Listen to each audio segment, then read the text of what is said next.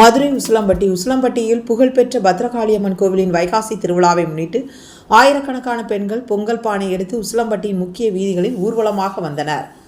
மதுரை மாவட்டம் உசிலம்பட்டி நகராட்சிக்குட்பட்ட மேலப்புதூரில் அமைந்துள்ள நாடார் உறவின் முறைக்கு பாத்தியப்பட்ட புகழ்பெற்ற பத்ரகாளியம்மன் கோவில். இந்த கோவிலின் பொங்கல் திருவிழா ஒவ்வொரு ஆண்டும் வைகாசி மாதம் வெகு விமர்சையாக நடைபெறுவது வழக்கம். இந்த ஆண்டும் அந்த வைகாசி பொங்கல் திருவிழா கடந்த வியாழனன்று துவங்கி 5 நாட்கள் வெகு விமர்சையாக நடைபெற்று வருகிறது.